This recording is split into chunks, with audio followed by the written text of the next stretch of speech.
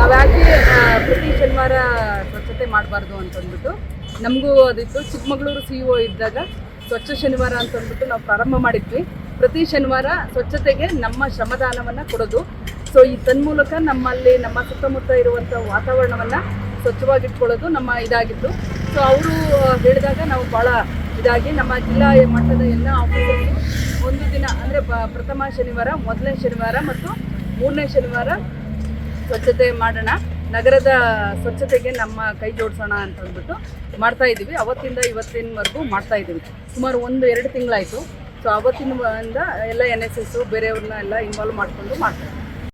ಈ ಒಂದು ಸ್ವಚ್ಛತಾ ಕಾರ್ಯಕ್ರಮ ಹಿರಿಯರ ಮಾರ್ಗದರ್ಶನದಂತೆ ಜಿಲ್ಲಾಧಿಕಾರಿಗಳ ನೇತೃತ್ವದಲ್ಲಿ ಅಪರ ಜಿಲ್ಲಾಧಿಕಾರಿಗಳು, CEO, ತಹಸೀಲ್ದಾರು, ನಮ್ಮ ನಗರಸಭೆ ಕಮಿಷನರು ಈ ಥರ ಎಲ್ಲ ಸದಸ್ಯರ ಹಾಗೂ ಸ್ವಯಂ ಕಾರ್ಯಕರ್ತರ ಸಹಕಾರದೊಂದಿಗೆ ನಡೀತಾ ಇದೆ.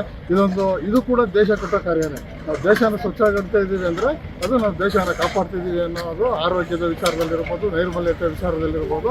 ಈ ಥರ ಕಾರ್ಯದಲ್ಲಿ ಎಲ್ಲರೂ ಭಾಗಿಯಾಗಿದ್ದಾರೆ. ಅವ್ರಿಗೆಲ್ಲರಿಗೂ ನನ್ನ ನಮನಗಳನ್ನು ಸಲ್ಲಿಸ್ತೀನಿ.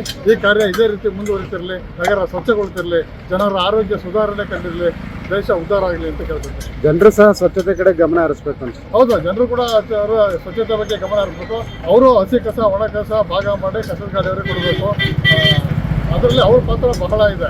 ಆಮೇಲೆ ಒಂದು ದಿನ ಕಸದ ಗಾಡಿ ಬರಲಿಲ್ಲ ಅಂದರೆ ಏನೋ ಯಾಂತ್ರಿಕ ದೋಷದಿಂದನೋ ಅಥವಾ ಅವರ ಆರೋಗ್ಯ ಸ್ಥಿತಿಯಿಂದನೋ ಕಸದ ಗಾಡಿಯವರು ಬರಲಿಲ್ಲ ಅಂದರೆ ಅವ್ರ ಮೇಲೆ ಬೈಯೋದು, ಅವರಿಗೆ ಕಂಪ್ಲೇಂಟ್ ಮಾಡೋದು, ತಗೊಂಡೋಗಿ ಅವ್ರ ಮನೆ ಮೂಲಕ ಕಸ ಎಸೋದು, ಈ ರೀತಿ ಎಲ್ಲ ಮಾಡಬಾರ್ದು. ಅಚ್ಚುಕಟ್ಟಾಗಿ ನೀಟಾಗಿ ಕಟ್ಟಿಟ್ಟು ಮಾರನೇ ದಿನನಾದರೂ ಅದನ್ನು ಕಸದ ಗಾಡಿಗೆ ಹಾಕಬೇಕು ಅಂತ ಆ ಸಮಯದ ಜನತೆಯಲ್ಲಿ ನಾನು ಮನವಿ ಮಾಡ್ಕೊತಾ ಇದ್ದೀನಿ.